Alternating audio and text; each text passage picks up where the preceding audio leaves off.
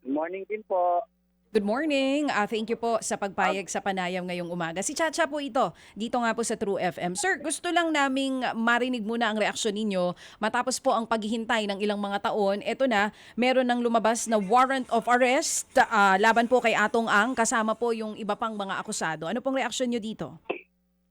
bali po masayang-masaya po kami, lalo-lalo na po ang mga pamilya ko po dahil ito na po yung matagal namin pinakahihintay na talagang magkaroon po ng warrant of arrest si Mr. AA at saka mga gumawa sa aming pamilya nawawala na sa missing sa Bungeros. Talaga pong ito na po yung pinagdarasal namin, ito na po yung simula, sana po magtuloy-tuloy na at sana po talagang mahuli na po si Mr. Atong Ang. Okay, sana magtuloy-tuloy na. Ito ay simula pa lang. Sir, gusto ko lang malaman, nung po bang lumabas sa mga balita na may arrest warrant, na-inform na po ba yung pamilya ng mga sabungero bago pa man ito ilabas sa balita?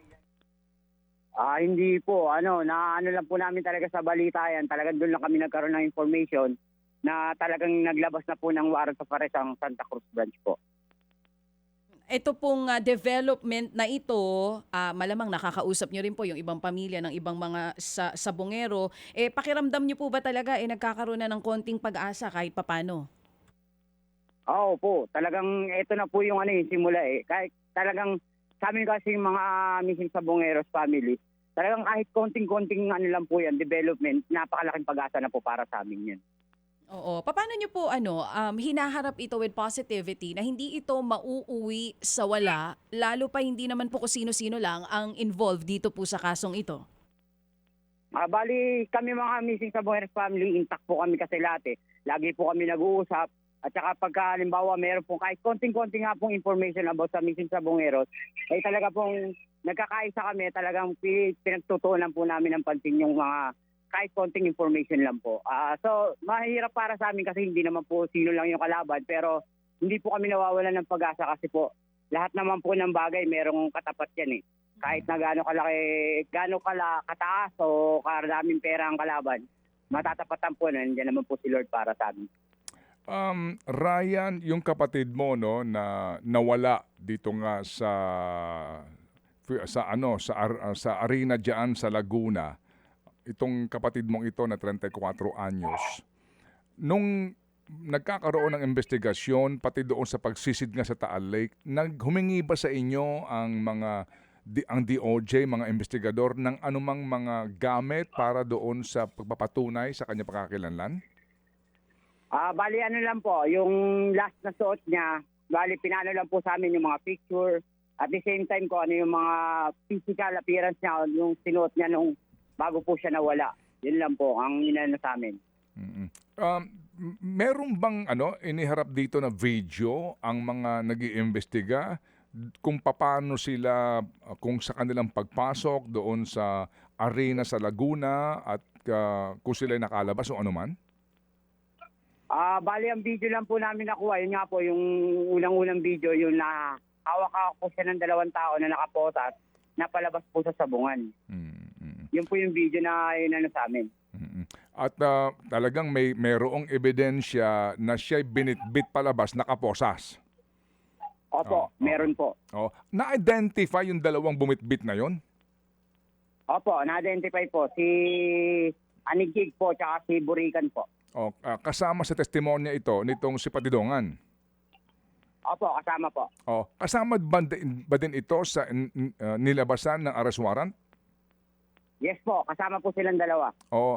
Nahuli sila kahapon. Opo, kasi ang po, si Mr. Atong ang nalang po ang hindi nahuli. Yung iba po na ng warrant of arrest, nasa kustodiya na po ng PNP. Sige. So sabi nga ninyo, ito ay kinalulugod ninyo bagamat simula pa lang ito, no?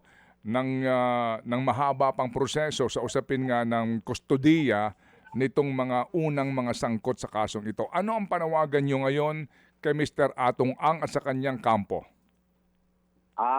Kay Mr. Atong Ang, total sinasabi mo inosente ka, ngayon mo patunayan na inosente ka, sumuko ka. Harapin mo kami, harapin mo ang batas, harapin mo yung kaso na sinampa namin sa'yo. Kasi sinasabi mo inosente ka eh.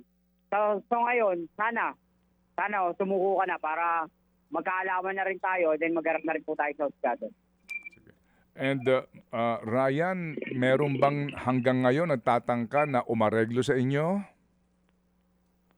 Sa ngayon po, wala pa naman po. Kahit naman po, may mareglo sa amin eh. Ito na po yung start ng kaso namin. Ito yung pinagdadasal namin. Hustisya po ang kailangan namin. So, hindi ko na po masyadong inaano yung pag-are-areglo na po na yan. Sige. Si Michael ba may naiwan? Binata ba ito? May asawa? May asawa po, 5 po ang anak. Ilan ang anak? 5 po. Mga pamangkin mo, paano na ang sitwasyon nila ngayon? Bali nung umpisa po, siyempre po, medyo mahirap kasi siya lang po yung source of income ng pamilya. Medyo ako po, tinutulungan ko rin po pagdating sa financial. Basta ngayon po, yung anak niya na isa, may trabaho na po. Yun po sumusuporta sa pamilya po nila. Pero sobrang hirap pa rin po kasi nga po, source of income ang nawala eh. Oo nga. Oo, naunawaan natin itong sitwasyon ng itong mga naiwan nitong si Michael Bautista kasi nga hindi na siya nakita magmula noong Abril 28, 2021. Ang tagal na nito, no, Ryan? Opo eh. Tagal na po talaga. Opo. Pero ito nga po ang simula nga ng proseso. Sige, salamat na marami sa inyo, Ryan, at ang inyo pong ang inyong grupo ay aming kakausapin pag may mga development sa kasong ito. Salamat na marami, ha? Okay po, maraming salamat din po, Sir Ted. Thank you. Mga kapatid, brothers and sisters, saan ka pa? Dito na tayo sa totoo. Dito na tayo sa True FM. Mga kapatid, mag-subscribe and follow po kayo sa social media accounts ng True Network PH. Yan po kami. Hanapin nyo lang True Network PH, Facebook, Instagram, YouTube, TikTok, and podcast. Mapa Apple or Spotify man yan, mahahanap nyo kami. Lahat ng mga napapanood at napapakinggan nyo po sa programa, nasa social media accounts namin yan. So, paano mga kapatid? See you sa social media!